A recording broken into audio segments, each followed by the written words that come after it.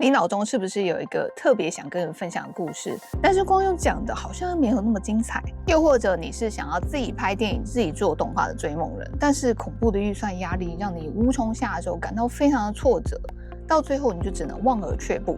还是当你在尝试 AI 的时候，却发现别人生成的 AI 都特别的专业，特别的像电影，而你生成的 AI 看起来却很廉价？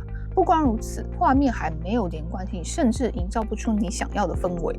今天我要跟你分享我是花了好几个月踩坑下来的心得。如果你也想用 AI 说出自己的故事的话，接下来的方法可能会改变你的创作方式。Hello， 我是莹莹。如果现在你正在因为 AI 生成感到挫折的话，你并不孤单。几个月前的我也是这样，即便是现在，偶尔还是会觉得有一点小挫折。但是呢，现在我已经比较清楚的知道该用什么样的方式跟什么样的指令让 AI 帮我做事情，而且 AI 生成的图片跟影片也越来越快速跟越来越精准。来，让你看看我用 AI 生成的刻舟求剑的影片吧。在战国时期的楚国，有个年轻人叫阿强。阿强的世界很小，小到只容得下一把剑。这把寒光剑是他所有骄傲，也是他定义自己的方式。他练习过无数次的击剑、劈剑，每一招都练到极致。村里人都说阿强是个奇才，但也是个怪人。他的眼中只有既定的规则，只有刻在脑海中的剑谱。家人曾劝他：阿强，外面的世界在变，心要活一点。但他只是紧握着剑柄，一言不发。对他来说，这个世界只有对与错，没有变通这两个字。那一天，他带着寒光剑登上渡船，那是他通往荣耀的道路。他要在比赛中让全天下看到这把剑的光芒。然而，天有不测风云，人有旦夕祸福。当船行至江心时，水流最急的地方，一阵巨浪打来。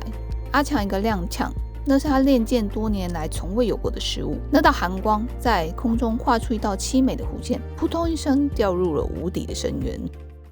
看完了吗？你可能想说，这个是怎么做到的？在开始跟你分享之前呢，我想要先讲一个故事，那就是刻舟求剑。有个人呢，在船上不小心把剑弄掉到水里面，所以他在船沿的边边刻了一个记号，想说等船靠岸之后再依照那个记号下去寻找。那想当然他绝对是找不到的，因为剑跟船的位置早就已经不一样。当你开始去使用 AI 去生成影片的时候，你可能会像那个人一样，随便在网络上 copy 一个指令，然后贴上，期待奇迹的发生。但大多数的时候，你得到的结果是可能人物肢体会变形，又或者是那个画面毫无逻辑性。那问题到底出在哪里呢？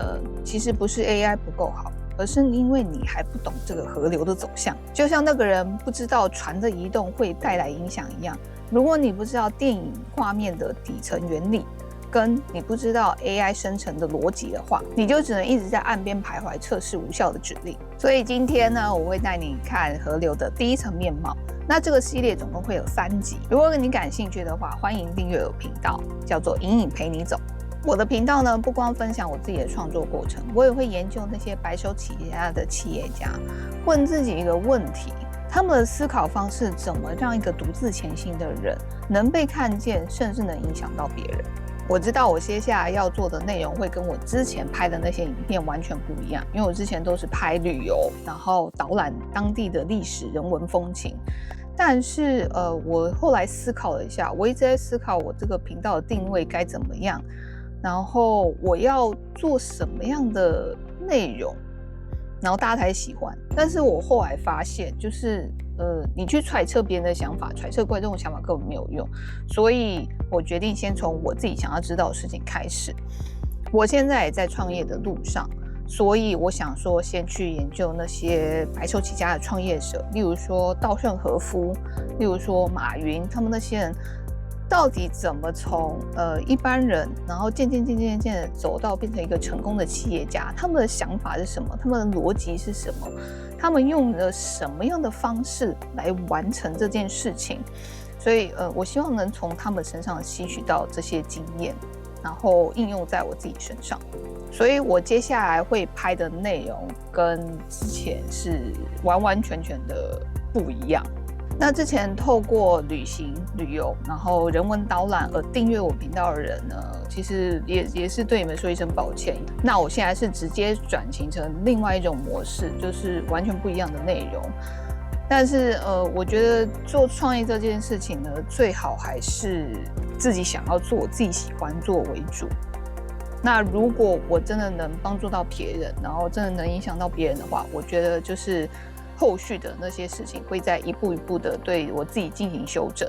那我们回归今天的主题，怎么把 AI 生成的影片看起来跟电影画面一样吸引人？这就要从电影的构图开始讲起。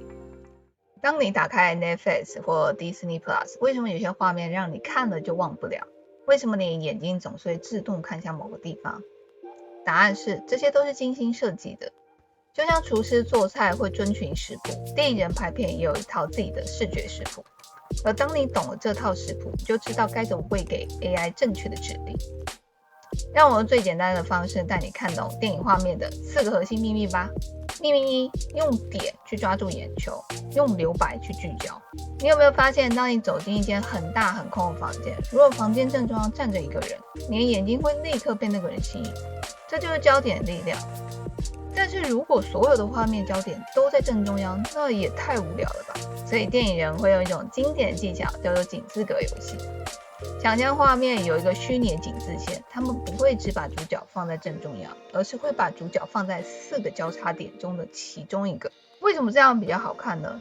因为正中间太呆板，放在交叉点会让画面有活起来的感觉。所以当你在写提示词的时候，如果你只写一个人站在某个房间中，那 AI 通常会把人放在正中间，看起来就会很无趣。但如果你写一个人站在画面右侧1/3处，那整张画面看起来就会非常专业。就像这个穿旗袍的女生，她的站位我就是用这种方式去生成的。第2个秘密呢，就是用线去引导，不一定是要具体的线。电影人会用虚拟的引导线，把你的眼睛带到他们想让你看到的地方。比如说一条长长的走廊，镜头站着一个人，你的眼睛就会沿着走廊上的线走到那个人身上。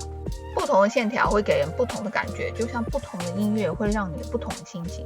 垂直的线通常会给人高大而且力量感，水平线呢是平静而稳定的象征，倾斜的线则相反，就是一种紧张跟不稳定的感受。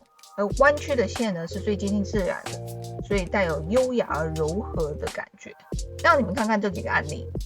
垂直线你通常一定会想到摩天大楼，水平线呢你可能会想到海平面线或者是地平面线。倾斜的线的话给人非常紧张的感觉，而且你可以看到主角准备往右边去跑，好像他在追逐着谁。弯曲的线的话则最接近自然了，所以你通常会想到山峦，或者是像那种山区里面的那个道路，它不是会有那种9弯18拐吗？但是就是给人那种非常漂亮柔和的氛围。所以当你在写提示词的时候，如果加入一条泥土小径一路延伸到远方，两旁是美丽的花田，这类的描述 AI 就会自动帮你创造出具有引导视线的构图。秘密3是颜色，颜色是最明显能操控人们情绪的方法。蓝色通常代表冷静、悲伤跟寂寞，而红色的话会是热情、危险或者愤怒。黄色的话你就会想要阳光，所以你就会温暖的那种感觉。这不是巧合，这是人类大脑的自然反应。直接给你们看案例，我相信会更直观一点。就像这张以蓝色为基调的构图，你就会想到阴天、雨天跟忧郁。红色的话，这个漂亮的女郎身上串了一身的红，然后涂了一个红唇，你就会觉得她是一个非常热情的人。黄色的话，你想阳光、正午阳光、野餐，然后或者是烤鸡这种跟食物相关的，会让人觉得心情非常放松、非常美好的时刻。而电影人最爱用的技巧就是对比色，就是把2个看起来完全相反的颜色放在一起。那它们呢，其实并不会特别抢眼，而反而是互相衬托的彼此。例如说蓝色跟橙色，那对比色除了蓝色、橙色，还有什么颜色呢？红色跟绿色。想象一下，如果房间是红的，主角穿一件绿色衣服，你的眼睛就会立刻被主角吸引，就算主角站在角落，你也会低眼看。秘密4呢，就是用角度去影响观看者的感受。你看世界的角度决定了你说故事的氛围。镜头若由下往上拍，主角看起来就很高大，很有威严，很有自信。如果把镜头歪一边拍呢，你就会觉得莫名的奇怪，就觉得好像有种不安的感觉在你的脑中开始弥漫。而如果镜头是由上往下拍呢，主角看起来就会变得非常小，而且你是能看得到他的头顶的，所以你就会觉得他很弱。那一样让你们看看几个案例。就像这张图是由下往上拍的，你就会觉得这个人一定是非常成功的商业人士，因为他感觉就是非常有自信。但是像这一张呢，这张是歪斜的方式去拍摄这巷子里面奔跑的，你就会觉得他在逃跑，你就会有种紧张感，因为你跟在他后面。那我们通常看小孩子的视角会是由上往下看，就是有种俯视的感觉，所以你就会觉得小孩比较弱，比较脆弱一点，比较渺小一点。那如果你只是写一个人站着， AI 会用最无聊的平视角度，因为这是他们的原厂设定。但如果你写低角度仰拍，一位站在高楼屋顶上的蝙蝠侠，画面就立刻有张力。而这些呢，就是电影画面为什么这么好看的4个秘诀。新的一年又到了，你的新年新希望是什么呢？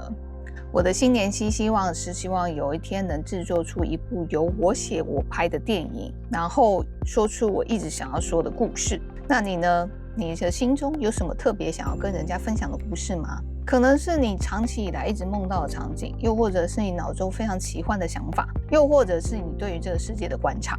不管它是什么，都值得被说出来。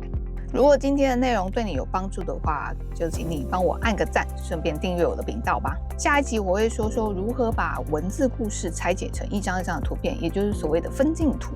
那最后想问问你们最想用 AI 去说出一个怎么样的故事呢？欢迎在下方留言来告诉我，我很期待听到你们的想法。我是莹莹，我们下次见，拜拜。